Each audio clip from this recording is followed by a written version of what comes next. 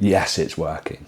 The weight has come off again this week, but I'm going to be honest with you, it's not been 100% straightforward, because over the last few weeks it's been a real mix of progress, and some of the side effects I've had this week have not been easy. So it leaves you in a strange place where something's clearly working, you're happy, but it doesn't always feel good whilst it's happening. And that's exactly where I am right now with my Mounjaro. So happy Saturday everyone, I'm Manda's Midlife, and this channel is all about highlighting the highs, talking about the lows, and all the boring bits in between. Now, this week, the Mounjaro's been working because I've lost weight again, so that is magnificent. But at the same time, I've had a few days when I felt quite grim this week. Now, I recently went up to 10 milligrams, and there was 1 or 2 days this week when the sulfur burps have really kicked in, and I mean, they are grim. Honestly, it's been awful. Not just a little bit uncomfortable, but the kind of thing you really can't ignore. So I'm 75 pounds down. I'm nearly 10 months into my Mounjaro weight loss journey, and these sulfur burps. Now, have you ever experienced these sulfur burps? Because when it happens, they are bad. Now, I've only really sort of experienced them in the last sort of 5-6 weeks when I started sort of rising up the doses a little bit. It's hard to explain what it feels like. It's hard to explain what it smells like, and it's hard to explain what it tastes like. If you imagine rotten eggs, that's what it tastes like. If you imagine the worst wind possible, that's what it smells like. And what does it feel like?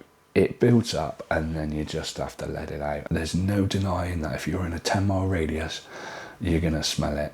It is so bad. Now, I've done a little bit of research, and there's a few things that you can do to sort of avoid these sulfur burps. And I'm going to put my hand up. None of it's worked. So I inject on a Sunday, 10 milligrams, and by Tuesday, sulfur burps start. Taking a little bit of exercise after your meal, avoiding sulfur-rich foods, making sure you're hydrated.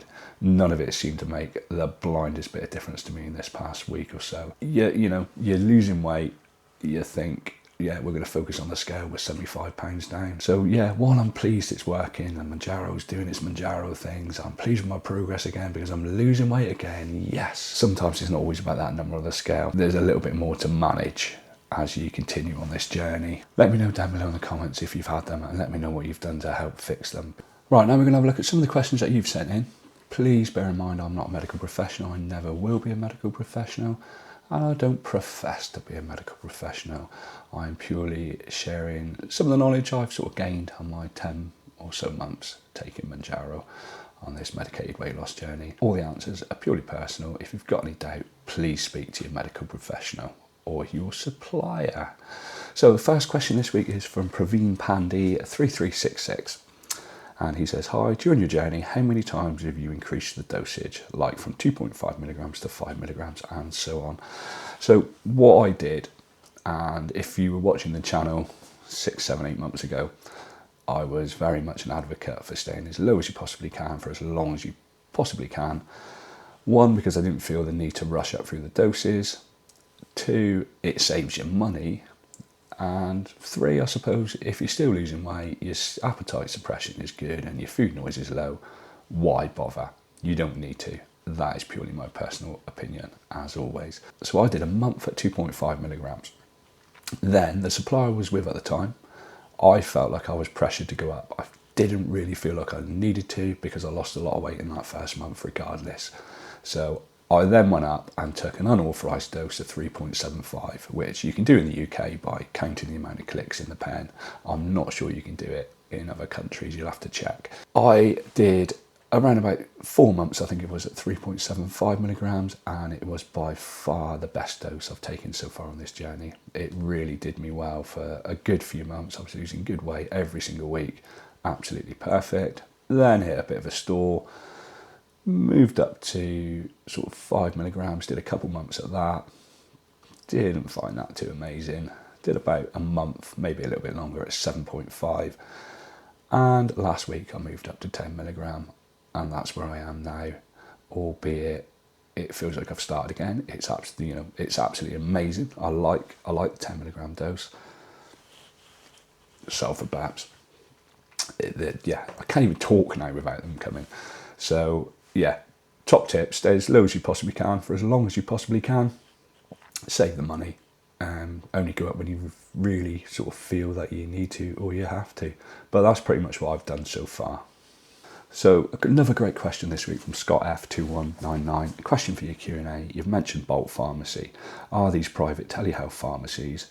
Does the NHS cover any weight loss medications? Bulk pharmacy in the UK are very similar to what you get in the US with your telehealth, rather than it being NHS.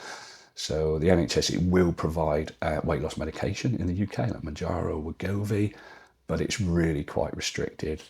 And it's usually for people with a higher BMI or other health issues. And it's quite often prescribed through specialist clinics. So realistically, for a lot of people in the UK and people starting out, it ends up being private, which is why these sort of names come up so often, I'm guessing. It's a little bit more regulated in the UK than it is the US. They are registered pharmacies in the UK. They have to be registered pharmacies in the UK to operate. My understanding, and you'll probably correct me on this, Scott, is it's very similar to the US, where you're going through a sort of insurance company. You don't always see an actual doctor in real person. You fill in the forms, the medical questionnaires, send in the videos or whatever, and then a clinician will prescribe it and arrange delivery for a partnered pharmacy.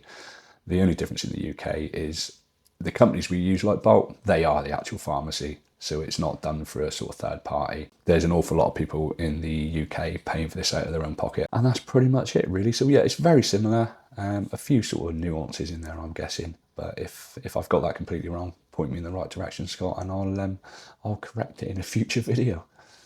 So the next question is from Colleen of G4M. Do you count your calories on a daily basis, and what amount of protein do you eat? So what I do, Colleen, it may be a little bit different than other people do, but I count my calories weekly. So I've recently lowered my calories to 2,000 a day because I wasn't losing weight, and I felt if I got in a little bit more of a deficit, it would help me lose the weight.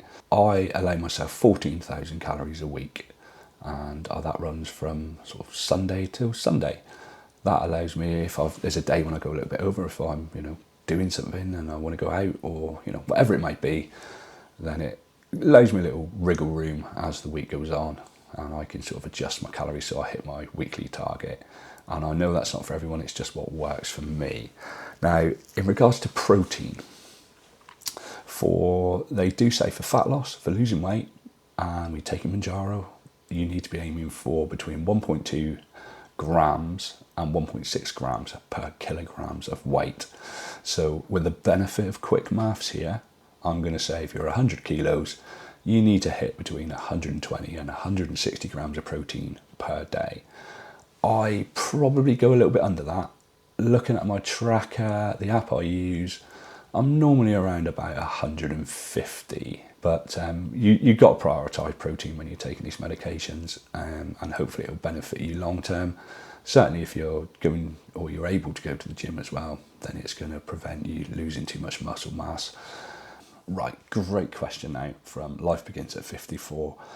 Q&A, what is your go-to replacement meal then? I take one of these, and this is the one I specifically take. So this is Lillian Loaf Daily Fuel, and it's not your typical meal replacement shake. This is more about supporting your nutrition alongside what you're already eating. But I've got the chocolate one, that is about 100 calories. And it's low enough in calories that it can be used alongside meals or in between meals. And you know what it's like with the appetite Mounjaro. You don't always want to eat something, or you don't always want to eat a big meal, but you can slurp your way through one of these. But that's pretty much the one I use now, and I'll be honest with you, I absolutely love it. There is an affiliate link down below. If you click on that link, you will get some free vitamins with your order. So that's it, and that is Lillian Loaf Daily Fuel. And it's very nice, and I can feel those nutrients absorbing into my body as I drink it. So that's where we're at this week. Mounjaro's working. I'm really pleased about it. Sometimes things aren't going to be as straightforward as you want them to be or expect them to be, and I think that's probably the most honest way to put it. If you're going through something similar or you're just figuring this out as you go like I am, that's what this channel is all about. So if you're not already subscribed, feel free to join me on this journey. And if you want a little bit more of the behind the scenes look and the extra bits, there's a membership option. But either way, I appreciate you being there. If you're not subscribed to the channel, there's loads of people that aren't subscribed but still watch the videos. Come on. Like the video, subscribe to the channel. YouTube does all sorts of crazy algorithm things. I'm then able to share my journey with more people. And that's what it's all about. It's all about that community feel. It's all about sharing what I've learned. I watch loads of videos on YouTube of people who are in front of me on this journey so I can learn, so that when I get to that point, it will hopefully help me. And that's what this is all about. I will be back on Wednesday. Enjoy the rest of your weekend. And if you're in the UK, enjoy the rest of your long weekend. If you enjoyed watching this, I'll pop a few of my videos on the screen now. As always, thanks for watching. I'll see you all on Wednesday.